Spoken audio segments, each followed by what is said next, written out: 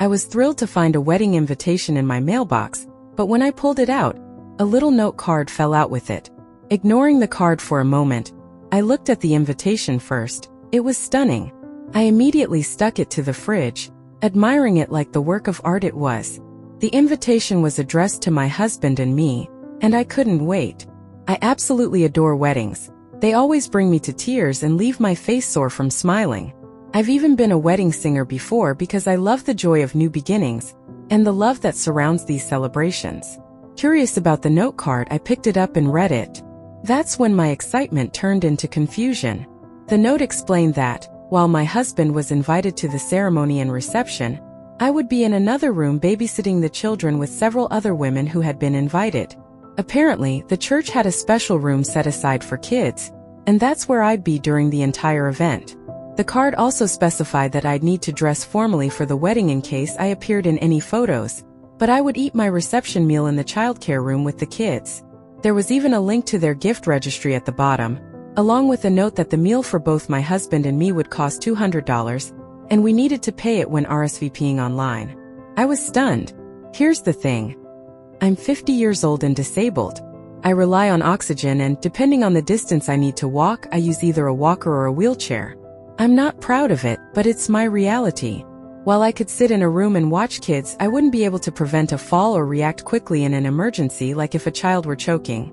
And the bigger question was, why was my husband, not even the one who'd been friends with this family for years, invited to the wedding while I was relegated to babysitting? When I showed the note to my husband, he immediately offered to take my place and watch the kids so I could attend the wedding and reception. But the note was very specific. Only women were allowed to babysit. So that option was out. Was this kind of arrangement normal at weddings now?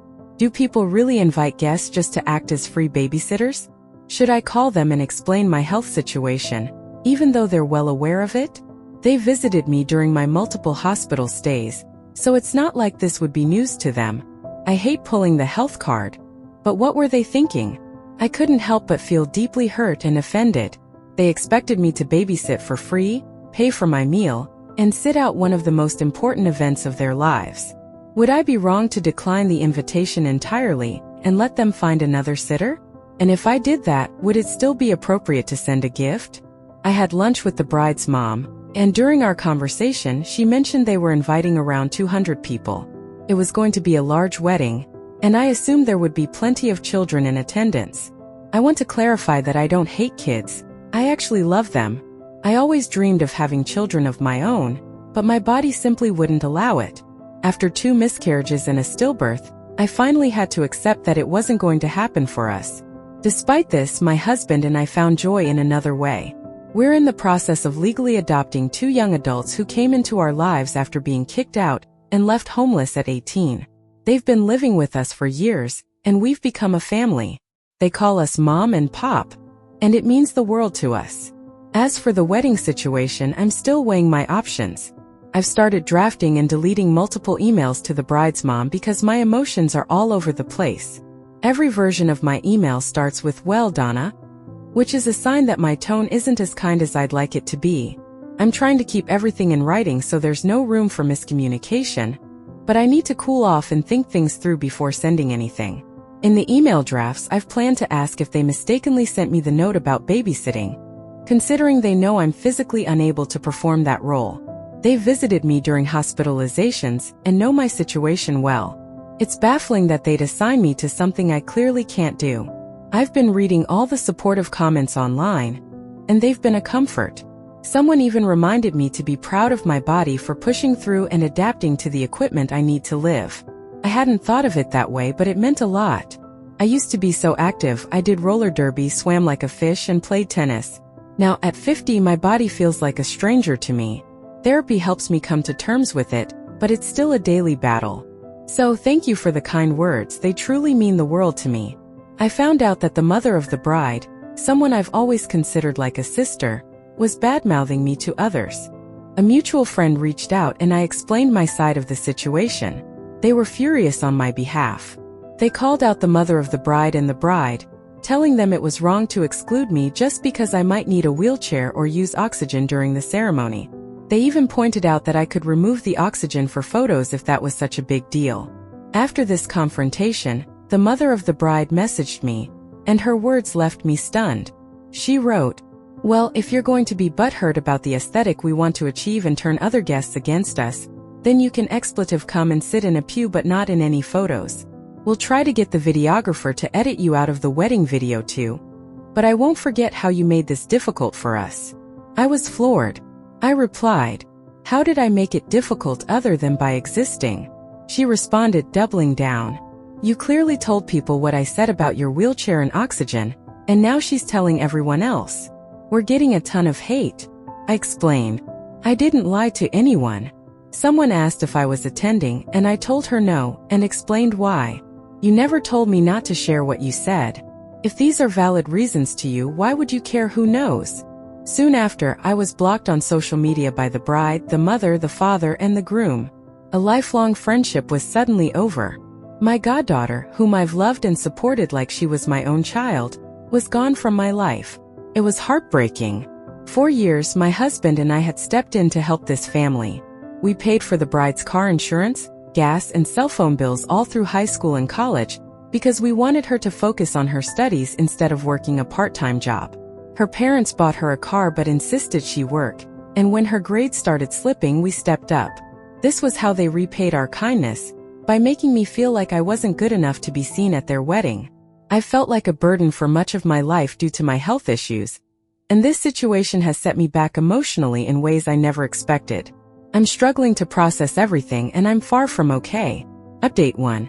Apparently my post went viral. It even ended up on Fox News and a site called Bored Panda.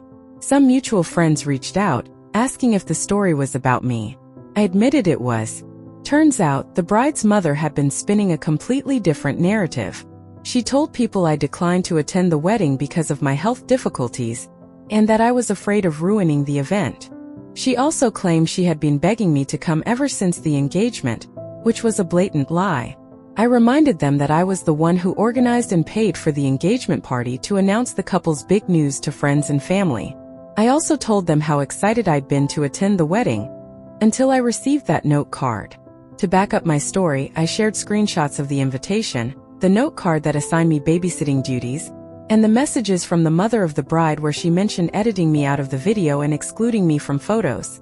I even posted these receipts on Facebook. The fallout was immediate. Word spread like wildfire, and links to the news article made the rounds. The few women who had initially agreed to babysit backed out after realizing the situation's full context. Some of them even questioned whether their own appearances, like unnatural hair colors or facial piercings, had made them unworthy of sitting in the pews or being in photos. On top of that, the church where the wedding was scheduled to take place has now been notified of the situation. From what I've heard, this has caused even more drama, and it's clear the situation is far from over. Apparently, the wedding might not even happen at the church after all. The pastor's daughter uses a wheelchair following a car accident, and he's expressed feeling conflicted about officiating the ceremony, given the message it would send. This revelation seems to have caused even more tension. Meanwhile, my ex-friend, the mother of the bride, and the bride have been blowing up my husband's phone since I blocked them after this debacle went public. My husband let it go for a few days to see what they had to say, but the messages were just hateful. They accused me of being jealous because I've never been blessed with children, claiming that's why I'm trying to ruin their wedding. They also called me hateful, vile, and vindictive, saying I must resent them for their good health. It's worth mentioning that the groom is related to me by marriage. That entire branch of the family is now divided, some siding with me, others with the bride. The groom hasn't contacted us directly, but his mother did. She told me I was wrong to share personal details, and that I should let the bride have her wedding exactly how she wants it. I don't agree. I didn't do anything wrong here. I can't control being sick, and I certainly didn't deserve to be treated this way. Their accusations have made me feel like absolute garbage, like trash that should be tossed aside. The pain of this situation isn't just emotional. I physically ache because of it. So Donna, if you're reading this, you devastated me. I'm not okay, and I don't know if I'll ever fully recover. I poured time, love, and money into both you and your daughter. I gave you a home when your marriage fell apart, and never once asked you to pay rent or help with groceries or utilities. You lived under my roof for over a year, and we covered all your expenses. You were wrong to treat me this way. My oxygen tank and wheelchair should have been the last thing on your mind. What mattered most is that, despite my struggles, I was still willing to dress up, smile through my pain, and show up for you like I always have. But I never will again. If anyone noticed me in your wedding photos, it wouldn't have been because of my wheelchair or oxygen mask. It would have been because I had the biggest smile in the room, radiating love and pride for you. One day when I'm gone, you'll realize there are more important things in life than a perfect photo. Update 2. The wedding was today, November 16, 2024. A group of friends rented a large cabin about 20 minutes away from the wedding venue, and everyone who was offended by being asked to pay for their reception meal, babysit, or serve food, yes, some guests were invited to serve food at the reception they had to pay for, gathered there. I wasn't sure if I wanted to go, but in the end I decided to attend. I was worried it would turn into a rehashing of everything that happened, but to my surprise it was nothing like that. I had a truly wonderful time. My husband and I even danced to our wedding song, and I enjoyed a few mixed drinks, probably a few too many, so forgive me if there are typos, lol. 2 of the bridesmaids ended up dropping out of the wedding due to mistreatment. Without anyone knowing, they sent letters to all the wedding guests explaining everything that had happened, including the babysitting and serving fiasco. The letters also included the address of the cabin where our gathering was taking place. The bridesmaids had access to the guest list, since they were the ones who addressed all the envelopes for the invitations. The cabin gathering was a huge success. We had about 80 people show up by the end of the night. I didn't take an exact head count, but it was packed. Some guests attended the wedding but skipped the reception because they refused to pay for their meals. Instead, they came to our get-together, and honestly, it felt like a much happier and more meaningful event than the wedding itself. 2 of the bridesmaids, who had dropped out due to the bride's behavior, attended our alternative reception and told me about the outrageous things being said about me. Apparently, the bride's family had been spreading a twisted narrative, claiming I was trying to ruin their wedding out of jealousy for their good health. The bridesmaids were just as appalled as I was, and made sure the truth was shared with everyone who cared to listen. At our gathering, those 2 bridesmaids also revealed that the bride and her mother had been bad-mouthing me to anyone who would listen. They told everyone that I refused to attend because of my health difficulties, and even claimed they had been begging me to come ever since the engagement. I was floored by the lies, so I decided to set the record straight. I shared screenshots of the invitation and the note card, along with the dismissive messages from the mother of the bride. Once people saw the truth, it didn't take long for opinions to shift. Word spread fast, and our gathering quickly became the event of the day. Photos of us laughing, dancing, and enjoying ourselves were shared by the attendees, including the bridesmaids. Meanwhile, the bride and her mother were furious. Apparently, the wedding turnout was a disaster. Despite inviting hundreds of guests, the church was barely half full, and fewer than 30 people attended the reception. Given that guests had been charged $100 per meal while the food and liquor bill totaled around $115,000, they were now facing a massive loss. The bride's mother called me livid. She accused me of ruining the wedding and claimed I was acting out of spite. She even likened me to the Antichrist and the devil, blaming me entirely for their financial woes. I calmly told her, "All I did was tell the truth. If the truth hurts, maybe you should rethink your actions." She hung up on me and tried calling other guests to demand the address of our reception, but no one gave it to her. After the reception, I finally got home around 11 p.m. It had been a truly wonderful day. I even danced a little with my husband and felt proud of how far I've come in my recovery. I no longer need my oxygen tank all the time, just at night or after exercise, and my mobility has improved greatly thanks to senior aquatics classes. I can now walk around an entire grocery store without needing to sit down.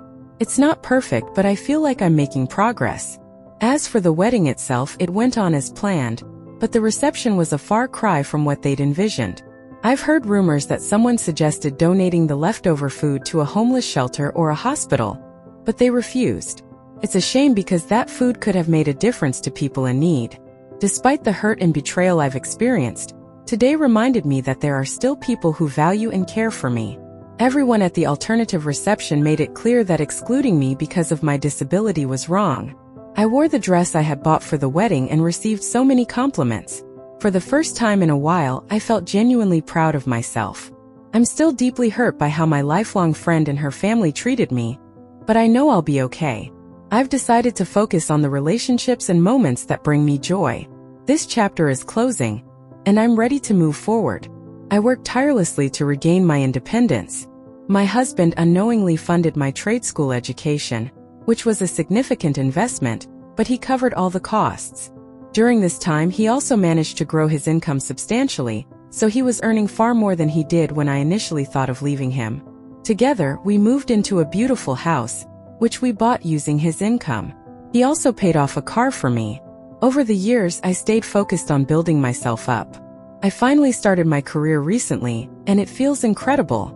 I've worked on myself in every way possible. I've lost 66 pounds, underwent a breast reduction and lift, which he also paid for, and I feel more confident than ever. For the first time in years, I look in the mirror and genuinely love what I see. After nearly 7 years of waiting and planning, I'm ready to leave. I now have financial security, my own career, and the stability I need to move forward independently. When I walk away, I'll have over $200,000 to my name, along with my share of our marital assets, including the house and car. I haven't told him my plans yet, but the time has come. I'm finally free to leave the man who betrayed me and build the life I deserve. Last update. For everyone who wanted an update, I've served him the divorce papers. The most surprising part? He acted genuinely shocked, as if he couldn't understand why this was happening, despite everything he did. He immediately went running to his parents, who I've always been close to, thinking they could convince me to change my mind. At first, his parents expressed disappointment in him for his past behavior, but they quickly turned on me. They said that while what he did was wrong, leaving him and breaking up the family was worse. They accused me of being selfish and abandoning my family.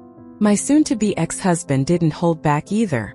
He called me a gold digger and launched into a bitter rant about how women only care about money. He even called me names like a underschunderfer because I went out with my friends, both guys and girls, to celebrate my divorce at a local bar before serving him the papers. Currently, we're in the midst of the divorce process, which has been anything but easy. Until the court proceedings are finalized, we're both living in the same house under court order. The arrangement is tense, but I'm managing. As for custody, it's likely we'll have a 50-50 split, with a rotating schedule for the kids. One of my children, my oldest, is taking the divorce particularly hard. He knows what happened but is begging me to stay in the marriage, saying he doesn't want us to split up. Hearing him plead breaks my heart, but I know that staying in an unhappy marriage isn't the solution. For the first time in my life, I need to prioritize my happiness and well-being. My son has started expressing anger toward me, saying he wants to live primarily with his father if we go through with the divorce. I've tried explaining to him that custody will be shared equally, but he insists it's unfair and doesn't want to stay with me. My younger child, on the other hand, doesn't fully understand what's happening. They're handling the situation better, seemingly unfazed for now. Despite my son's heartbreak and anger, I know I'm making the right decision. I've spent years sacrificing my needs for everyone else, and now it's time to focus on myself. This is the first step toward the life I deserve, even if it's painful right now. My son's feelings hurt me deeply, but I hope one day he'll understand why I did this, for my own survival, happiness, and future.